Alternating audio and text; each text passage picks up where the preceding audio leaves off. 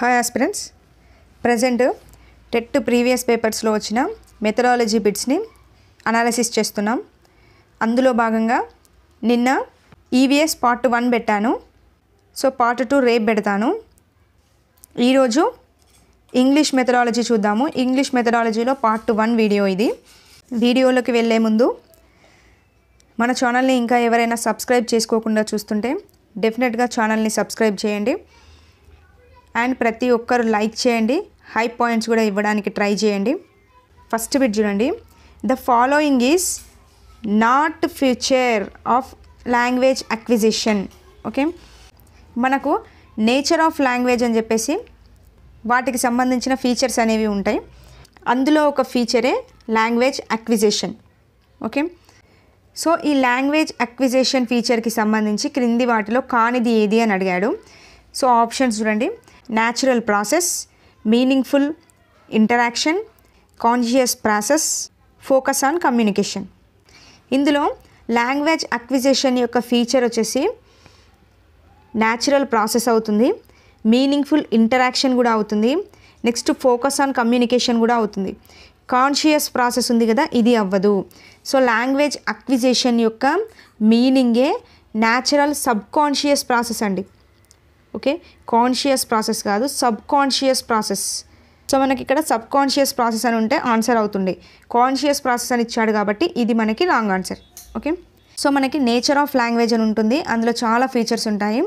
Language is for communication అని, language is not inherited అని, language is extendable అని, language is creative అని, ఇలా మనకి 11 నుండి 12 పాయింట్స్ ఉంటాయి. ఆ పాయింట్స్ డెఫినెట్గా చూసుకోవాలి. నెక్స్ట్ ఈ బిట్ చూడండి. Universal grammar is associated with. So ఇది మనకి సైకాలజీలో కూడా టచ్ అవుతుంది. యూనివర్సల్ గ్రామర్ అంటే ఏంటి? సార్వత్రిక వ్యాకరణ సిద్ధాంతం. ఈ సిద్ధాంతాన్ని ప్రతిపాదించింది ఎవరు అని అడిగాడు. ఎవరు? నోమ్ చోమ్స్కీ కదా. అక్కడ సైకాలజీలో టచ్ ఉన్న ఈ బిట్కి ఆన్సర్ చేయొచ్చు. ఇక్కడ మెథడాలజీ చూసుకున్నట్లయితే తెలుగు మెథడ్, సైన్స్ మెథడ్ కావచ్చు, సోషల్ మెథడ్ కావచ్చు, మ్యాథ్స్ మెథడ్ కావచ్చు, ఇంగ్లీష్ మెథడ్ కావచ్చు, కొన్ని టాపిక్స్ అనేవి అన్నింటిలో సిమిలర్గానే ఉంటాయి. అంటే ఒక 2 మెథడ్స్ మనం క్లారిటీగా చదువుకున్నామంటే మిగతా వాటిలో కూడా అవే రిపీట్ అవుతూ ఉంటాయి. ఇది ఒకటి మనకు మెథడాలజీలో ప్లస్ పాయింట్ అనుకోవచ్చు. కొన్ని బిట్స్ చూడండి అలాగే అనిపిస్తుంటుంది మనకి. ఇప్పుడు తెలుగు మెథడ్ క్లారిటీగా చదివిన వాళ్ళకి ఇంగ్లీష్ మెథడ్ అనేది ఈజీగా అనిపిస్తుంది.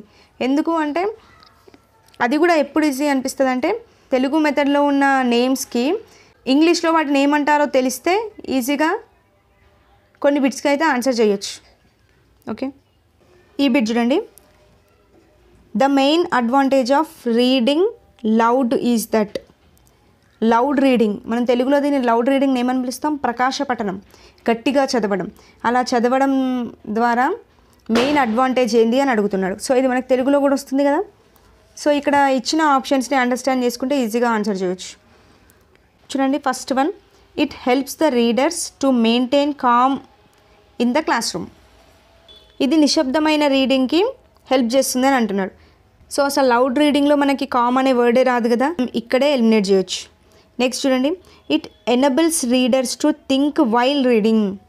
సో మనం లౌడ్ రీడింగ్ చేసేటప్పుడు థింక్ చేసే విధంగా ఉంటుందంట, ఉండదు కదా. సో లౌడ్ రీడింగ్ చేస్తున్నాం, దాని అండర్స్టాండింగ్ ఏం చేసుకోవాల్సిన అవసరం ఉండదు, చదువుకుంటూ వెళ్తూనే ఉంటాం. సో ఇక్కడ థింక్ చేస్తామని ఇచ్చాడు, సో ఇది తీసేయచ్చు. నెక్స్ట్ చూడండి, it is a faster way of reading. ఇది రీడింగ్ని ఫాస్ట్ చేస్తుందంట. సో ఇది అవ్వదు కదా మనకు.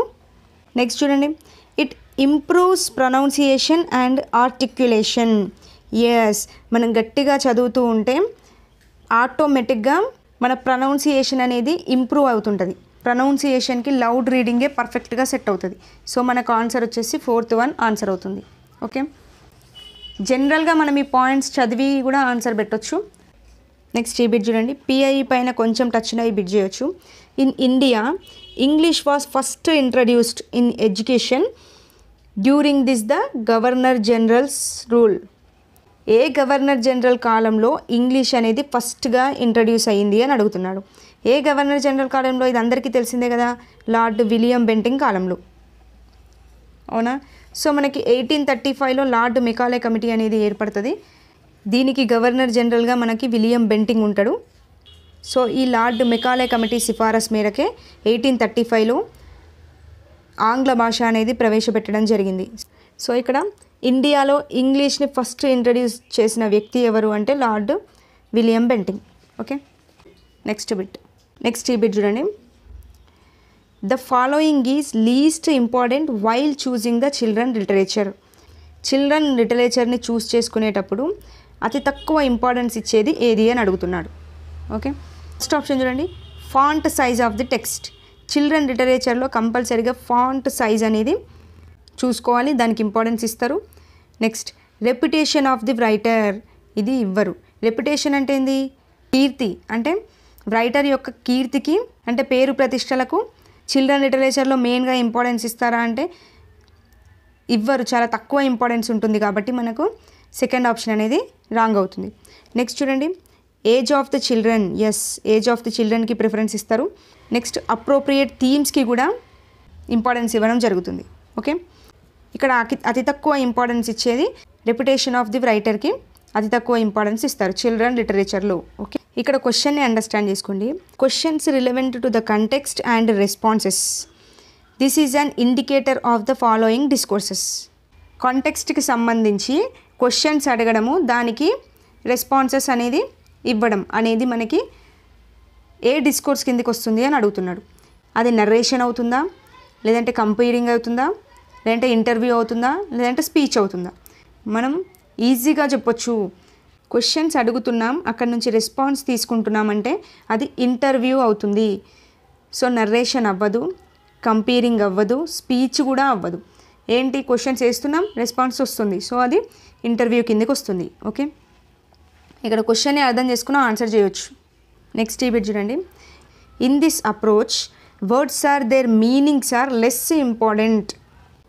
ఏ అప్రోచ్లో వర్డ్స్ కావచ్చు, దాని మీనింగ్స్ కావచ్చు చాలా తక్కువ ఇంపార్టెంట్ ఉండే అప్రోచ్ ఏది అని అడిగాడు. ఓకే, వర్డ్స్ తక్కువ ఇంపార్టెన్స్ ఉండాలి, మీనింగ్కి తక్కువ ఇంపార్టెన్స్ ఉండాలి. ఓకే, అలాంటి అప్రోచ్ ఏది? ఫస్ట్ వన్ చూడండి, సిచ్యువేషనల్ అప్రోచ్. సిచ్యువేషనల్ అప్రోచ్లో సిచ్యువేషన్కి తగ్గట్టుగా వర్డ్స్ని మీనింగ్స్ యూజ్ చేస్తూ వెళ్తారు కాబట్టి ఇది మనకి ఆన్సర్ అవ్వదు. Next communicative approach. కమ్యూనికేటివ్ అప్రోచ్లో కూడా వర్డ్స్ మీనింగ్స్కి లెస్ ఇంపార్టెంట్ అనేది ఉండదు, సో ఇది మనకి ఆన్సర్ అవ్వదు. నెక్స్ట్ స్ట్రక్చరల్ అప్రోచ్, ఎస్ ఇది మనకు ఆన్సర్ అవుతుంది. దీన్నే SOS అని పిలుస్తారు. ఇది కూడా previous TET bit. SOS full form అడిగాడు. SOS ఫుల్ ఫామ్ వచ్చేసి స్ట్రక్చరల్ ఓరల్ సిచ్యువేషనల్ అప్రోచ్. దీంట్లో వచ్చేసి వర్డ్ అరేంజ్మెంట్స్పై డిపెండ్ అయి ఉంటుంది అప్రోచ్ మొత్తం. సో ఇక్కడ మనకి వర్డ్స్కి దాని మీనింగ్స్కి చాలా తక్కువ ఇంపార్టెన్స్ ఇస్తారు, జస్ట్ అరేంజ్మెంట్పై మాత్రమే డిపెండ్ అయి ఉంటుంది. సో ఇది మనకు ఆన్సర్ అవుతుంది. నెక్స్ట్ కన్స్ట్రక్టివిస్ట్ అప్రోచ్ కూడా కాదు. ఓకే, ఆన్సర్ వచ్చేసి థర్డ్ వన్. నెక్స్ట్ బిట్ చూడండి. The following one is not a sub skill of speaking.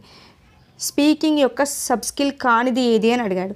Speaking గురించి మనకు తెలుగు మెథడాలజీలో కూడా వస్తుంది కదా, ఇక్కడ ఉన్న పాయింట్స్ చదివినా కానీ మనం ఈజీగా ఆన్సర్ని ఐడెంటిఫై చేయొచ్చు. ఫస్ట్ ఆప్షన్ చూడండి, conveying ideas effectively and convincingly. ఇది స్పీకింగ్ యొక్క సబ్ స్కిల్ అవుతుంది కదా, అంటే మాట్లాడేటప్పుడు కన్వే చేసేటప్పుడు మన ఐడియాస్ అనేది ఎఫెక్టివ్గా ఉంటాయి, అవునా? సో ఇది మనకి ఆన్సర్ అవుతుంది.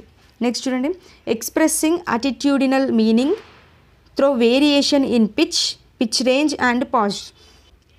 మీనింగ్ని ఎక్స్ప్రెస్ చేసేటప్పుడు వేరియేషన్ పిచ్ యూజ్ అవుతుంది మనం మాట్లాడేటప్పుడు, అవునా? సో మనకి ఇది అవుతుంది. నెక్స్ట్ చూడండి, articulating stress patterns within words.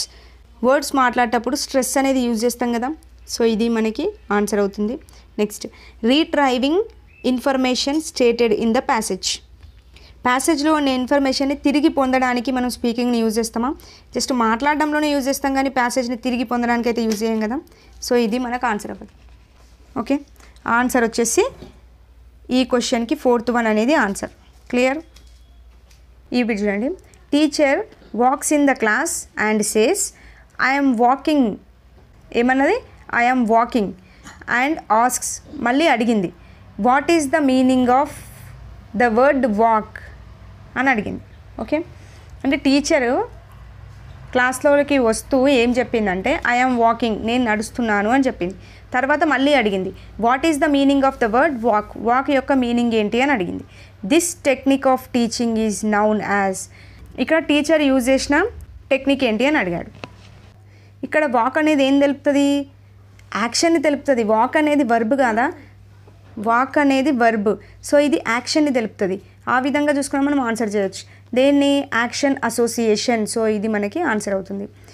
Material association అవ్వదు, పిక్చర్ అసోసియేషన్ అవ్వదు, మదర్ టంగ్ అసోసియేషన్ అవ్వదు. ఏంటి? వాక్ అనేది వర్బ్. సో ఇక్కడ యాక్షన్, వర్బ్ అంటేనే యాక్షన్. సో అలా అయినా చూసుకొని మనం ఆన్సర్ పెట్టవచ్చు. నెక్స్ట్ ఈ బిట్ చూడండి. Among the following identify the authentic material. Options వచ్చేసి workbook, teacher notes, newspaper articles, textbook. Okay, first authentic material అంటే ఏంటో తెలియాలి. మనకు అథెంటిక్ మెటీరియల్స్ ఉంటాయి, నాన్ అథెంటిక్ మెటీరియల్స్ కూడా ఉంటాయి. అథెంటిక్ మెటీరియల్స్ అంటే ప్రామాణికమైనవి అని అర్థం. అంటే ఇవి నిజ జీవితానికి సంబంధించే సమాచారాన్ని తెలుపుతాయి. అదేవిధంగా విద్యకు సంబంధించిన, విద్యేతర సంబంధించిన విషయాలను కూడా తెలుపుతాయి అన్నట్టు. అందుకే వీటిని ప్రామాణిక మెటీరియల్స్ అని పిలుస్తారు. ఇందులోకి న్యూస్ పేపర్స్ కావచ్చు, మ్యాగజైన్స్ కావచ్చు, ఇలాంటి ప్రామాణిక సమాచారాన్ని తెలిపేవన్నీ కూడా అథెంటిక్ మెటీరియల్స్ కిందకి వస్తాయి. ఓకే, నాన్ అథెంటిక్ మెటీరియల్స్ అంటే అవి స్పెసిఫిక్గా విద్యకు సంబంధించినవి ఉంటాయి. బోధన ద్వారా భాష నేర్చుకునే విధంగా ఉంటాయి అన్నట్టు. అంటే స్పెసిఫిక్గా ఒక దానికి సంబంధించినవి ఉంటాయి. అలాంటి వాటిని నాన్ అథెంటిక్ మెటీరియల్స్ అంటాం. ఇప్పుడు చూడండి, వర్క్ బుక్ ఉంది. సో ఇది బోధనకు సంబంధించిందే కదా. సో ఇది మనకు నాన్ అథెంటిక్ మెటీరియల్ కిందకి వస్తుంది. టీచర్ నోట్స్ కూడా మనకు బోధనకు సంబంధించింది, విద్యకు సంబంధించింది. సో ఇది నాన్ అథెంటిక్ కిందకి వస్తుంది. న్యూస్ పేపర్ అనేది నిజ జీవిత సంఘటనలను తెలుపుతుంది అండ్ విద్యేతర పనులకు యూజ్ అవుతుంది, విద్యకు సంబంధించి కూడా యూజ్ అవుతుంది. సో ఇలాంటి వాటిని అథెంటిక్ మెటీరియల్స్ అంటారు. సో దీన్ని అథెంటిక్ మెటీరియల్ అంటారు. టెక్స్ట్ బుక్ కూడా మనకు నాన్ అథెంటిక్ మెటీరియల్ కిందకే వస్తుంది. ఓకే, ఇది ఈ బిట్కి ఆన్సర్. న్యూస్ పేపర్ అనేది answer. Clear? Next bit. Next ఈ బిట్ చూడండి. The best approach in a multilingual class room. Multilingual class room అంటే ఏంటి? ఆ క్లాస్ రూమ్లో బహుళ భాషలు అనేవి ఉంటాయి అన్నట్టు. మల్టీలింగ్వల్ క్లాస్ రూమ్ అని పిలుస్తారు కదా. సో ఇదైతే అందరికీ తెలుసు కదా మల్టీలింగ్వల్ అంటే. ఇక్కడ ఇచ్చిన వాటిలో బెస్ట్ ఏది అని అడుగుతున్నాడు. ఫస్ట్ ఆప్షన్ చూడండి. Allowing students to use their home language alongside the language of instruction. Language ఇన్స్ట్రక్షన్లో పిల్లలకు వాళ్ళు యూజ్ చేసే లాంగ్వేజ్ ఇన్స్ట్రక్షన్లో మదర్ టంగ్ని కూడా యూజ్ చేస్తారు. సో ఇది మనకు ఆన్సర్ అవుతుంది కదా మల్టీలింగ్వల్కి సంబంధించి. ఇది అవుతుంది. నెక్స్ట్ చూడండి. Focusing solely on the school's primary language of instruction. అంటే స్కూల్ యొక్క ప్రాథమిక బోధన భాషపై మాత్రమే ఫోకస్ చేస్తుంది అని ఇచ్చాడు. మల్టీలింగ్వల్ క్లాస్ రూమ్స్లో ఓన్లీ భాషపై మాత్రమే ఫోకస్ అనేది చేయకూడదు. సో ఇది మనకు ఆన్సర్ అవ్వదు. Ignoring the students native language. వాళ్ళ యొక్క మాతృభాషని ఇగ్నోర్ చేయాలంట, చేయకూడదు కదా. సో ఇది మనకు ఆన్సర్ కాదు. Avoiding bilingual dictionaries. బైలింగ్వల్ డిక్షనరీస్ని అవాయిడ్ చేయాలంట, అలా చేయకూడదు కదా. సో ఇది మనకు ఆన్సర్ అవ్వదు. అంటే మల్టీలింగ్వల్ అంటే పిల్లవాడు నేర్చుకునే భాషతో పాటు వాడి యొక్క మాతృభాషను కూడా ఉపయోగించాల్సి ఉంటుంది. సో దీన్నే మల్టీలింగ్వల్ క్లాస్ రూమ్ అని పిలుస్తాము. ఇవ్వండి, ఈరోజు ఒక 2 సెషన్స్ కంప్లీట్ చేసాం. వీడియో యూస్ఫుల్గా అనిపిస్తే మాత్రం డెఫినెట్గా ఒక లైక్ చేయండి. వీడియో అర్థమైందనే అనుకుంటున్నాను. సో నెక్స్ట్ వీడియోలో మళ్ళీ కలుద్దాం. థ్యాంక్ యూ అండి. Thank you for watching.